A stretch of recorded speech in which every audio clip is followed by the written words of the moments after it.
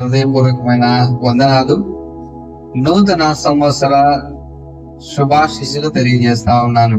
దేవుడు ఈ సంవత్సర కాలాన్ని మన కొరకు, మన కుటుంబాల కొరకు దీవించి ఆశీర్వదించాలని నేను కోరుతూ రెండవ వర్తమానంలోకి మనం వెళ్దాం. గత సంవత్సరం అంతా కూడా దేవుడు మన పట్ల ఎంతో నమ్మకస్తుడిగా ఉంటా ఉన్నాడు. ఇందాక మనం చెప్పుకున్నట్లుగా మనం ఎదుర్కొన్న చాలా రకాలైన శ్రమలలో నుంచి, శోధనలో నుంచి, కష్టాల్లో నుంచి, దుఃఖాల్లో నుంచి ఆయన మనల్ని విడిపించి నడిపించాడు. అందుని బట్టి దేవుని మనము స్తుతించాము, గణపరిచాము.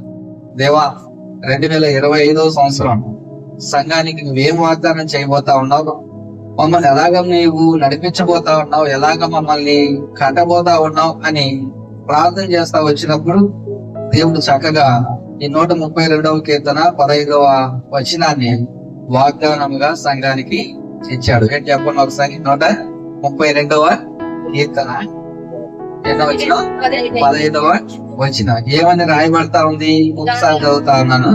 దాని ఆహారమును నేను నిండారులుగా దీవించదను, దానిలోని బీదలను ఆహారముతో తృప్తిపరచదని. దేవుడు ఒక చక్కటి వాగ్దానాన్ని సంఘానికి ఇచ్చిన దేవుడుగా ఉంటా ఉన్నాడు. అందుని బట్టి దేవుని మనం స్తుతించాలి. అయితే ప్రియమైన దేవుని బిడ్డలారా, ఈ దినాన మనం చాలా మందిని ప్రార్థన చేసుకుని వచ్చి ఉంటాం. దేనికోసం? అయ్యా, నూతన సంవత్సరంలో నాకేం వాగ్దానం ఇవ్వబోతా ఉన్నావు తండ్రి, అయ్యా నాకేం వాగ్దానం ఇవ్వబోతా ఉన్నావు అని చాలా ఆశతో ప్రార్థనా పూర్వకంగా వచ్చిన వాళ్ళు మనం చాలా మంది ఉంటూ ఉండొచ్చు. గత సంవత్సరం దేవుడు మనకు ఏ వాగ్దానం ఇచ్చాడో అది నెరవేరిందో లేదో అది కూడా మనకు అవగాహన ఉండి ఉండొచ్చు. అవునా? ఎంతమంది వాగ్దానాలు నెరవేర్చబడ్డాయి? అసలు కదా పోయిన సంవత్సరం వాగ్దానం మాకు గుర్తుంటాయి కదా అంటారు. అవునా? పోయిన సంవత్సరం వాగ్దానం మాకు అసలు గుర్తు లేదని ఎవరు చాలా మంది ఉన్నారు. ఏదయ్యా అసలు చాక్లెట్లు చాక్లెట్లు తీసుకొని పోతా ఉంటారు గమ్మగా. అంతేగాని దేవా నాకు ఒక మంచి వాగ్దానం ఇవ్వు, ఆ వాగ్దానం కొరకు నేను ప్రార్థించాలి, దాన్ని నేను పొందుకోవాలి ఈ సంవత్సర కాలంలో ఎప్పుడైనా సరే ప్రార్థన పూర్వకంగా ఎవరు వస్తున్నట్టు కనపడడం లేదు కదా. సో దేవుడిచ్చే వాగ్దానాన్ని మనం ప్రార్థనా పూర్వకంగా తీసుకొని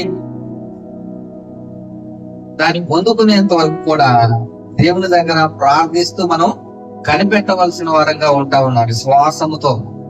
విశ్వాసముతో మనం కనిపెట్టవలసిన వారంగా ఉంటా ఉన్నాము. దేవుడు ఈ సంవత్సరము సంఘానికి ఇచ్చిన వాగ్దానం అయితే ఇదే. అయితే ఈ వాగ్దానం ప్రకారం దేవుడు మనల్ని నడిపించాలంటే, ఈ వాగ్దానానికి అనుగుణంగా దేవుడు మనల్ని పోషించాలన్నా, దాన్ని మనకు ఇవ్వాలన్నా మనం ఏం చేయాలి? ఈ వాగ్దానమే కాదు, మనం తీసుకునే వాగ్దానాలు కూడా. ఇప్పుడు రెండవ వర్తమానం అయిపోగానే టకటకలు వేసి వచ్చి టకటకలు తీసేసుకుంటాం మనం కదా. సో ఆ వాగ్దానం మన జీవితంలో నెరవేర్చబడాలి అంటే ఏం చేయాలి? ఈ నూతన సంవత్సరంలో నేను కొన్ని తీర్మానాలతో అడుగులు ముందుకేయాలి. కొన్ని తీర్మానాలు తీసుకొని అడుగులు ముందుకేయాలి. ఏదైతే దేవుడి దగ్గర మనం ఒప్పుకోలు చేస్తా ఉన్నామో, ఏదైతే దేవుడి దగ్గర మనం ఒక మాట చెబుతా ఉన్నామో, ఆ మాటకు అనుగుణంగా మనం నడుచుకోవాలి.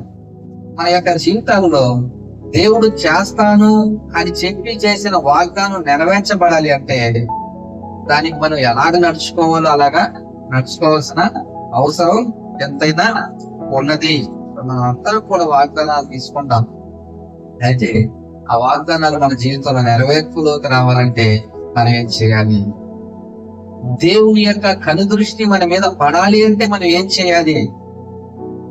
దేవుడు మనల్ని దృష్టించాలి అంటే, ఆయన మనల్ని చూడాలి అంటే దయతో, జాలితో మనం ఏం చేయాలి, ఎలా అడగాలి అన్నది కొన్ని మాటలు నేను చెప్పి ముగించేస్తాను. ఆదికాండము 7వ అధ్యాయము 1వ వచనాన్ని మనం చూద్దాం. 7వ అధ్యాయం 1వ వచనం. యెహోవా ఈ తరము వారిలో నీవే నా ఎదుట నీతిమంతుడివై చూచితిని గనుక నీవును నీ ఇంటి వారును ఓడలో ప్రవేశించుడి. ఎవరి గురించి చెప్పబడతా ఉంది అంటే నోవాహు గురించి దేవుడు చెబుతా ఉన్నాడు. నోవాహు ఈ తరము వారిలో నేను పరీక్షించి చూస్తే, ఈ తరము వారిలో నేను నిదానించి చూస్తే అందరికంటే కూడా నీవే నాకు నీతిమంతుడిగా కనబడతా ఉన్నావు. నా ఎదుట నాకు నీతిమంతుడిగా నువ్వు కనబడతా ఉన్నావు. అందుకనే నేను నిన్ను నీ కుటుంబాన్ని రక్షించాలనుకుంటా ఉన్నాను. అసలు ఎలాగుంది ఆ దినాలలో పరిస్థితులు అని మనం చూస్తే 6వ అధ్యాయం పక్కనే 6వ అధ్యాయం 11-12 వచ్చిన చదువుతా ఉన్నాం. భూలోకము దేవుని సన్నిధిని చెడిపోయి ఉండెను, భూలోకము బలాత్కారముతో నిండి ఉండెను. దేవుడు భూలోకమును చూచినప్పుడు అది చెడిపోయి ఉండెను.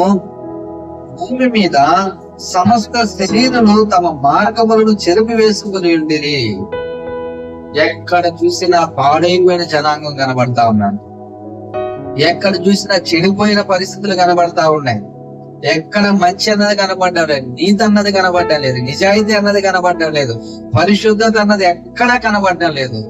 అయితే అంత అపవిత్రమైన ప్రదేశాలలో, అపవిత్రమైన జనాల మధ్యలో నోవాహు ఎలా కనబడ్డాడంటే దేవుడికి, నీవు నా ఎదుట నీతిమంతుడిగా కనబడ్డావు. భూలోకం అంతా చెడిపోయింది, భ్రష్టు పట్టిపోయింది, అపవిత్రమైపోయింది. అయితే నీవు మాత్రము నాకు నీతిమంతుడిగా కనబడ్డావు. అందుకనే నిన్ను నీ కుటుంబాన్ని నేను రక్షించాలనుకున్నాను. దేవుడి పాపం వచ్చింది భూమి మీద ఉన్న జనాంగం మీద భయంకరమైన పాపం వచ్చినప్పుడు భూమిని నాశనం చేయాలని దేవుడు నిర్ణయించుకున్నాడు. జనాంగాన్ని నాశనం చేయాలి. అందుకని పెద్ద ఓడ తయారు చేయమని నోవాహుతో చెప్పాడు. నోవాహు ఓడ తయారు చేశాడు.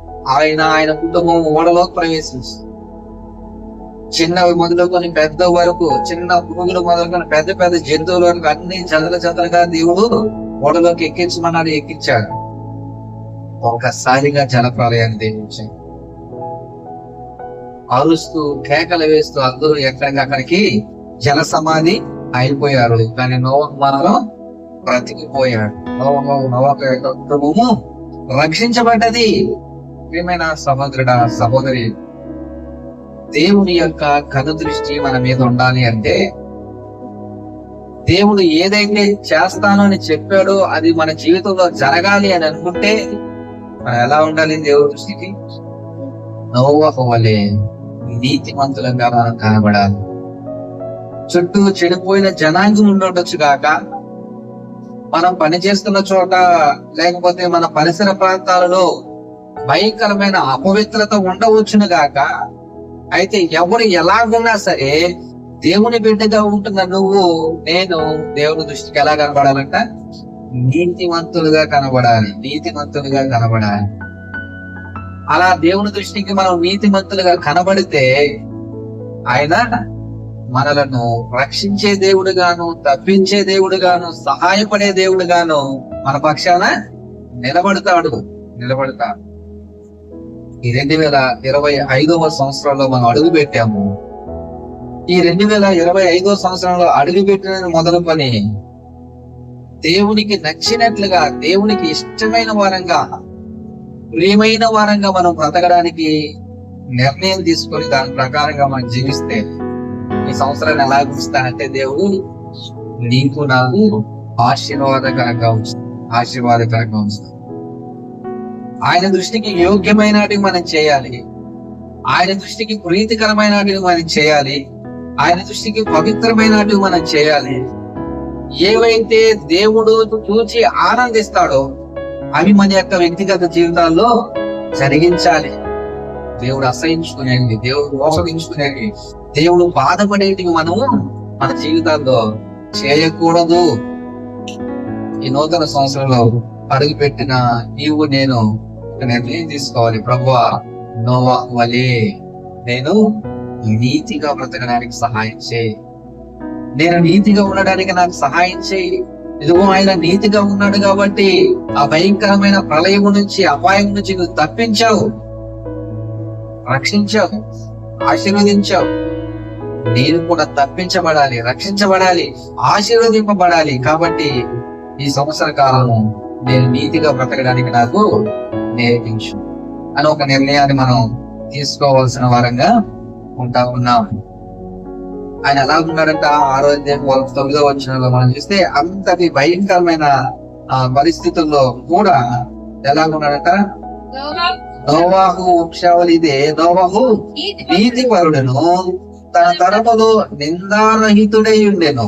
నిందారహితుడై, నీతిపరుడు నిందారహితుడు. ఎవ్వరు కూడా ఆయన మీద నింద వేయడానికి కూడా అవకాశం ఇవ్వలేదు.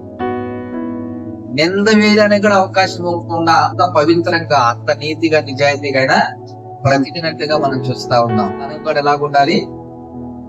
నోవాహు వలే నీతిగా బ్రతకవలసిన వారంగా మనము ఉంటా ఉన్నాము. రెండవది చూద్దాం. దేవుని దృష్టికి మనం నీతిగా కనబడాలి, మొదటిది. రెండవది, దేవుని దృష్టికి మనము ప్రార్థించే వారంగాను, స్తుతించే వారంగాను ఉండాలి. ఇది చాలా ప్రాముఖ్యం. ప్రార్థించడం, దేవుని స్తుతించడం, లేదా వాక్యాన్ని ధ్యానించడం, దేవునితో సహవాసాన్ని కలిగి ఉండడమే. ఈ సంవత్సరము దేవా, నేను నీతో సహవాసంలో నేను ఉండాలి. నీతో నేను సహవాసం చేసేవాడినిగా, సహవాసం చేసేదానిగా నేను ఉండాలని నేను నిర్ణయించుకుంటున్నా. ఒకసారి మనం చూద్దాం. 1 రాజుల గ్రంథము 9వ అధ్యాయం 3వ వచనం. నేను చదువుతాను చూడండి ఒకసారి. అతనితో ఇలాగ సెలవిచ్చెను, నా సముఖమందు నీవు చేసిన ప్రార్థన విన్నపములను నేను అంగీకరించి తిని. మనం ఎలాగుండాలి? ప్రార్థన పనులుగా ఉండాలి, ప్రార్థించే వారముగా మనం ఉండాలి, ప్రార్థన వీరులముగా మనం ఉండాలి. దేవుని దగ్గర ఎల్లప్పుడూ కూడా మనము ప్రార్థించే వారముగా ఉండాలి. దేవునికి ప్రతి విన్నపమును, విజ్ఞాపనను మనం తెలియజేస్తున్న వారంగా మనం ఉండాలి. ప్రార్థన అంటే పారిపోయేవారుగా మనం ఉండకూడదు. ప్రార్థన అంటే మౌనంగా ఉండేవారంగా మనం ఉండకూడదు. ప్రార్థన అంటే అది నాకు సంబంధించింది కాదులే అన్నట్టు మనము ఉండకూడదు. ఈ నూతన సంవత్సరం మనం ఒక తీర్మానాన్ని చేసుకోవాలి. దేవుడు ఏమంటా ఉన్నాడు? అడుగుడి నీకు ఇయ్యబడును, వెదకుడి దొరుకును, తటుడి ఇయ్యబడును అని సెలవిచ్చిన దేవుడు. ఆయన మాట తప్పని దేవుడిగా ఉంటా ఉన్నాడు. ఆయన అడగడానికి మనకి చేత కాదు. ఆయన్ని అడిగే విధానమే మనకు తెలియట్లేదు. అడిగి పొందుకునే విధానం మనకు తెలియట్లేదు. అందుకనే మన నోరు తెరవకుండా మౌనంగా ఉండిపోతా ఉన్నాం. దేవుని సన్నిధిలో దేవుని బిడ్డలుగా ఉంటున్న వారు ఎలా ఉంటున్నారు చూద్దాం. నా సమూహమందు నీవు చేసిన ప్రార్థన విన్నపం నేను అంగీకరించి తిని, నా నామమును అక్కడ సదాకాలం ఉంచుటకు నీవు కట్టించిన ఈ మందిరమును పరిశుద్ధపరిచి ఉన్నాను. నా దృష్టి, నా మనస్సును ఎల్లప్పుడూ అక్కడ ఉండును. ఏమైనా సహోదరుడా, సహోదరి, దేవుని మందిరంలో చేరి మనం ప్రార్థించే వారంగా మనం ఉండాలి. ఆయన మందిరంలో చేరి మనం విజ్ఞాపన చేసే వారంగా మనం ఉండాలి. సంఘముగా, సహవాసముగా మనము ఏది అడిగితే దేవుడు దాన్ని ఇవ్వడానికి ఆయన ఇష్టపడతా ఉన్నారు. మీరు ఇక్కడ ఏది బంధిస్తే అది పరలోక రాజ్యంలో నేను దాన్ని బంధిస్తాను. మీరు ఇక్కడ ఏది విప్పితే దాన్ని పరలోక రాజ్యంలో నేను విప్పుతానని సెలవిచ్చిన దేవుడు ఆయన. కాబట్టి ఎక్కడ 2-3 చేరి ఆయన నామమున చేరుతున్నారు, తలుస్తా ఉన్నారు, వారి మధ్య ఆయన ఉంటానని సెలవిచ్చిన దేవుడు. మనం 3గా, 4గా, 5 మందిగా, 10 మందిగా మనం చేరి ప్రార్థిస్తే ఖచ్చితంగా దేవుడు జవాబిచ్చే దేవుడిగా ఉంటా ఉన్నాడు. కాబట్టి మనం ఎలా ఉండాలి? శ్వాసులమైన మనం, దేవుణ్ణి అంగీకరించిన మనము ప్రార్థించే వారంగా ఉండాలి. మౌనముగా ఉండేవారిగా మనము ఉండకూడదు. కొరింథీయులకు రాసిన పత్రిక 3వ అధ్యాయం 16 వచనం చదువుదాం.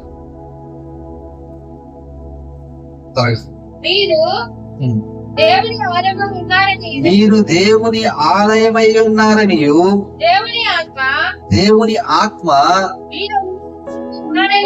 మీలో నివసించుచున్నాడని ఎరుగరా? ఎందుకు మౌనంగా ఉంటారు మీరు? చాలా ఎందుకు మీరు మౌనంగా ఉంటారు? మీరు దేవుని ఆలయమై ఉన్నారని తెలియదా? మీకు దేవుని ఆత్మ మీలో నివసించుచున్నాడని తెలియదా? ఎప్పుడైతే యేసుక్రీస్తు ప్రభువా నేను బాకనయ్యా, నన్ను క్షమించు, నా హృదయంలోకి రా అని ఎప్పుడైతే మనం పిలిచామో అప్పుడే మన హృదయంలోకి వస్తుంది. పరిశుద్ధాత్మ దేవుడు మనం ఉంటాము. కానీ మనం మౌనంగా ఉంటాము. ఏం చేయాలో తెలియట్లేదు మనకు. మనం దేవుని ఆలయమై ఉన్నాము. పరిశుద్ధాత్మ మనలో నివసిస్తా ఉన్నాడు. కాబట్టి మనము మౌనముగా ఉండగా మనము దేవుణ్ణి ప్రార్థించే వారముగా, దేవుణ్ణి స్తుతించవలసిన వారంగా ఉంటా ఉన్నాం. దేవుడు నీకు అనుగ్రహించిన ఈ సంవత్సరము ఎన్నో గొప్ప కార్యాలు దేవుడు నీ విషయంలో చేయాలని అనుకుంటూ ఉంటుండగా నీవు నేను మౌనం ఉంటే సరిపోదు. మనం మౌనం ఉంటే సరిపోదు. నీవు నేను ఎల్లప్పుడూ ఆయన సన్నిధిలో ఉండాలని దేవుని ఆశ. నీవు నేను ఎప్పుడు ఆయనకి ప్రార్థించేవారుగా ఉండాలనేది దేవుని యొక్క ఆశ. నీవు నేను ఎప్పుడు ఆయన్ని ఆరాధించాలి, స్తుతించాలి అన్నది దేవుని యొక్క ఆశ. అంతేగాని దురాశల చేతనో లేకపోతే మన శరీరము ఇచ్చల చేతనో పాపు వైపు లాగబడే వారముగాను, నాశనం వైపుకు లాగబడే వారంగాను మనము ఉండకూడదు. ఇది దేవుని యొక్క ఉద్దేశము. ఎందుకు మనం ప్రార్థన చేయలేకపోతా ఉన్నాం? ఎందుకు మనం మోకరించలేకపోతా ఉన్నాం? ఎందుకు ప్రార్థన అంటే మనకు భయం పుట్టుకుంటా ఉంది? ఎందుకు ప్రార్థన అంటే మనం వెనకాడుతా ఉన్నాం? అలాగే నేను ఒక మాట చెప్పుకున్నా కదా, జాన్ బనీన్ అని ఆయన చెప్పిన మాట. ఏం చెప్పాడు? చాలా సార్లు చెప్పుకుంటాను నేను. ఏం చెప్పాడు చెప్పండి? Very good. ఎవరి హృదయములో అయితే పాపం ఉంటుందో వారు ప్రార్థన చేయడానికి ఇష్టపడరు. పాపము ప్రార్థన చేయనీయకుండా ఆపుతుంది, ప్రార్థన పాపం చేయనీయకుండా ఆపుతుంది. పాపమేమో ప్రార్థన చేయనీయకుండా ఆపుతుంది, ప్రార్థన ఏమో పాపం చేయనీయకుండా ఆపుతుంది. మనం మోకరించలేకపోతున్నాం, మనం ప్రార్థించలేకపోతున్నాం, మనం స్తుతించలేకపోతా ఉన్నాం, దేవుని నామాన్ని మహిమపరచలేకపోతున్నాం, ఘనపరచలేకపోతున్నాం, హెచ్చించలేకపోతా ఉన్నాం, ప్రకటించలేకపోతున్నాం అంటే మనలో ఎక్కడో ఆపుతాయి. ఈ నూతన సంవత్సరంలో మనం చేసుకోవాల్సిన తీర్మానం ఏంటంటే, ప్రభువా నా నోరు తెరవడానికి నాకు సహాయం చేయి. ఈ మందిరంలో నేను మౌనంగా ఉండకూడదు, అటెండెన్స్ కోసం నేను ఉండకూడదు. ప్రభువా నేను నోరు తెరిచి నిన్ను ఆరాధించాలి, నేను స్తుతించాలి, నిన్ను ఘనపరచాలి, నీ నామాన్ని మహిమపరచాలి. నాకు నోరించిన నువ్వు అందుకే నా నోటితో నేను స్తుతించాలనుకుంటా ఉన్నాను, నా నోటితో నేను ప్రార్థించాలనుకుంటున్నాను, నా విన్నపాలను విజ్ఞాపనలను నీ దగ్గర నేను మోకరించి అడగాలనుకుంటా ఉన్నాను. ఈ మంచి తీర్మానం మనం తీసుకుంటే ఇప్పుడు మన దేవుడు ఇవ్వబోయే వాగ్దానం మన జీవితంలో నెరవేర్చబడతాయి. ఆమేన్. ఈ మంచి తీర్మానాలతో మనం అడుగు వేస్తే ఈ నూతన సంవత్సరంలో దేవుడు మనకి ఇవ్వబోతున్న వాగ్దానాలు మన యొక్క జీవితాలలో నెరవేర్పులోనికి వచ్చిన గాక. మూడవదిగా మనం చూస్తే యెషయా గ్రంథము 66వ అధ్యాయం 2వ వచనం. యెషయా గ్రంథం 66:2.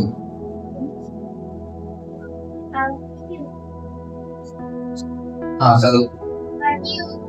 అవన్నీ నా హస్తకృత్యములు, అవి నా వలన కలిగినవని యెహోవా సెలవిచ్చుచున్నాడు. ఇక్కడ జాగ్రత్తగా వెళ్దాము. ఎవడు దీనుడై నలిగిన హృదయము గలవాడై నా మాట విని వణుకుచుండనో వారిని నేను సృష్టించుచున్నాను. మూడు విషయాలు. మొట్టమొదటిగా ఎవరైతే నీతిగా బ్రతుకుతా ఉన్నారో వారిని దేవుడు చూస్తా ఉన్నాడు. నోవా చూశాడు. అలాగే ఎవరైతే ప్రార్థించేవారుగా స్తుతించేవారుగా ఉంటున్నారో వారి విజ్ఞాపనలను దేవుడు ఆలకిస్తున్నాడు, వింటున్నాడు, ఆలకిస్తున్నాడు, చూస్తున్నాడు, వారికి జవాబిస్తూ ఉన్నాడు. మూడవదిగా మనం చూస్తా ఉన్నాం, ఎవరైతే ఆయన సన్నిధిలో లేదా ఆయన ఎదుట దీనుడై నలిగిన హృదయం గలవాడై ఆయన మాటను విని వణుకుచుంటారో వారిని నేను దృష్టించుచున్నాను, వారిని నేను చూస్తాను. ఎలాంటి వారి మీద దృష్టించుతా ఉన్నాడు దేవుడు అంటే ఆయన గమనిస్తా ఉంటాడు.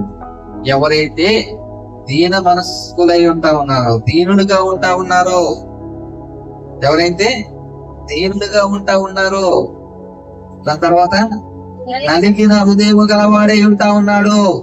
దాని తర్వాత ఉన్న మాట చాలా ప్రాముఖ్యమైన మాట, ఆయన మాట విని వణుకుచూ ఉన్నవారు. ఉండడం అంటే అర్థం ఏంటి? భయం కలిగిన వారు. దేవుడు ఏదైతే చేయొద్దన్నాడో దాన్ని చేయకుండా ఉండాలి. మనం ఏదైతే దేవుడు చేయమంటున్నాడో దాన్ని చేయడానికి మనం అడుగులు ముందుకెయ్యాలి. చేయమన్న దాన్నేమో చేయొద్దన్నదాన్నేమో మనం చేయడానికి ఇష్టపడాలి. అరే దేవుడు నాకు ఈ మాట చెప్పాడు, ఈ మాట ప్రకారంగా నేను నడుచుకోవాలి, లేకపోతే ఆయన దగ్గర నాకు ఇట్లా ఉంటాయి, ఆయన దగ్గర నాకు పనిష్మెంట్ ఉంటది, ఆయన నన్ను నచ్చడు, ఆయన నన్ను మెచ్చడు. భయం ఉండాలి. దేవుడు ఎలాంటి వ్యక్తుల మీద దృష్టి చూపిస్తా ఉన్నాడు? నలిగిన హృదయం కలిగిన వారు, దీనులై ఉంటున్న వారు, ఆయన మాటకు విధేయత చూపించి భయపడే వారి పట్ల ఆయన దృష్టి ఉంచుతా ఉన్నాడు.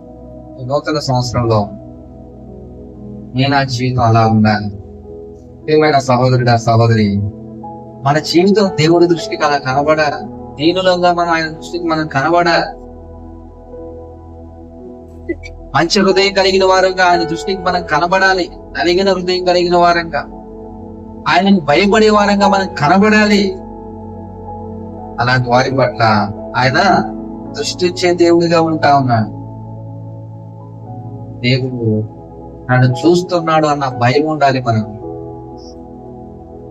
నన్ను ఎవరు చూడటం లేదులే, ఇక్కడ నాకు తెలిసిన వాళ్ళు ఎవరు లేదులే, నేను కొత్త ప్లేస్ లో ఉన్నానులే, లేకపోతే నేను నాలుగు గోడల మధ్యలో ఉంటా ఉన్నానులే, నేను లేకపోతే అరుగు ప్రాంతంలో ఉన్నానులే, చీకట్లో ఉన్నానులే, ఇక్కడ నాకు తెలిసిన వాళ్ళు ఎవరు లేదు అనుకుంటే పొరపాటు. ఆయన చూస్తా ఉన్నాడు. మనం ఎక్కడున్నా సరే ఆయన చూస్తున్నాడన్నా భయము మనలో ఉండాలి. లేకపోతే ఏం చేస్తాం మనం? దేవుడు భయం లేకపోతే ఏం జరుగుతుంది? భయంకరమైన నీచ కార్యాలు చేయడానికి మనం ఇష్టపడము. భయంకరమైన పోకడలు పోవడానికి మనం ఇష్టపడతాం. ప్రజల దేవుడు అంటా ఉన్నాడు, నా మాట విని భయపడి వారి మీద నా దృష్టి నిలుపుచున్నాను.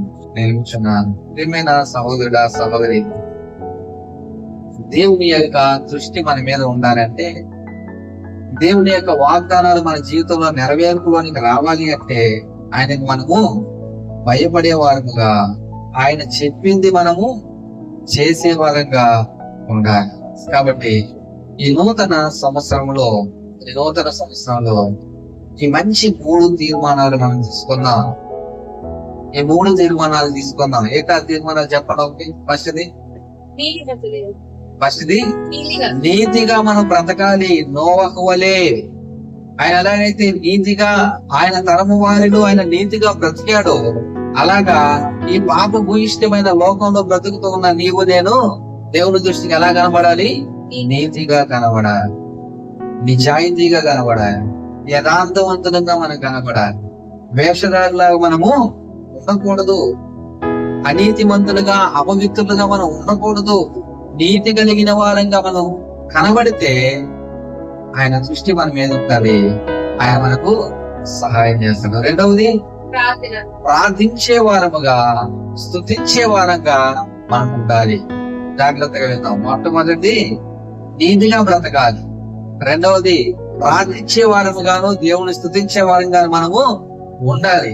మూడవది మూడవది దేవుని మాటకు వణికే వారంగా, భయపడే వారంగా, దీనమైన నలిగిన హృదయం కలిగిన వారంగా, అంటే తగ్గించుకున్న వారంగా, మనల్ని మనం తగ్గించుకున్న వారంగా, దేవునికి భయపడే వారంగా ఉండాలి. ఈ 3 తీర్మానాలు మనం తీసుకొని ప్రభా నేను మీద ఇలా ఉంటా, దేవుడు మాట్లాడుతున్నాడంటే ఆ మాటకి మనము విధేయత చూపించేవారు. అన్న చెప్తా అంటే అక్క చెప్తా అంటే తర్వాత చూసుకుందాం అన్నట్టు మనం దేవుడు మాట్లాడుతున్నాడు, ఆయన మాటకి నేను విధేయత చూపించాలి. కాబట్టి ప్రియమైన సహోదరుడు సహోదరి వాళ్ళతో చేయలేక ముందు ప్రార్థన చేసుకున్నాను, ప్రభా గత సంవత్సరం అంతా నన్ను కాపాడేవు కదా నాయన, నేను వదనాలు. ఈ సంవత్సరం నేను ఎలా జీవించాలో నువ్వు నాకు తెలియజేసావు. నా నీతిగా ఉండమంటున్నావు, నన్ను ప్రార్థించేదానిగా, నిన్ను స్థుతించేదానిగా ఉండమంటున్నావు, నీకు భయపడేవానిగా ఉండమంటున్నావు. ఈ 3 ఈ సంవత్సరం నేను కలిగి ఉండాలి. ఈ 3 నా జీవితంలో నేను కలిగి ఉండాలి, నాకు సహాయం చేయి ప్రభువా. ఇగో ఈ 3 నేను కలిగి ఉంటే నీ కనుదృష్టి నా మీద ఉంచుతానంటా ఉన్నావు, నన్ను రక్షిస్తానంటున్నావు, నా మనవులు నా ప్రార్థనలు ఆలకిస్తానంటున్నావు. ఎవరైతే నీకు భయపడతా ఉన్నారో వారిని నువ్వు హెచ్చిస్తానంటా ఉన్నావు, కనపరుస్తానంటా ఉన్నావు. కాబట్టి నీ ఆశీర్వాదం నేను పొందుకోవడానికి ఇదిగో ఈ 3 లక్షణాలు నాలో అలవర్చుకోవడానికి నాకు సహాయం చేయి. ఈ సంవత్సరంలో నీ తోడు నాకు దయచేయి. నేను ఒంటివాడిని, బలహీనురాలను, నీ సహాయం లేకపోతే నేను నా జీవించలేదు. నేను నీతిగా బ్రతకాలన్నా, ప్రార్థనా పరురాలుగా బ్రతకాలన్నా, నీకు భయపడేవానిగా నేను బ్రతకాలన్నా నీ సహాయం నాకు కావాలి ప్రభువా. నేను కుమ్మరించని దేవుడి దగ్గర వేడుకొని, ఒకవేళ ఇప్పటి వరకు కూడా నీతిగా లేకుండాను, అవిధేయత చూపిస్తాను, దేవుడి భయం లేకుండాను మనం బ్రతుకుతా ఉన్నట్లయితే దేవుడి దగ్గర క్షమాపణ పొందుకొని ఈ నూతన సంవత్సరంలో నూతనమైన హృదయంతో పరిశుద్ధ బలులో చేతులు దేవుడి మాటలు దీవించుకుంటాను.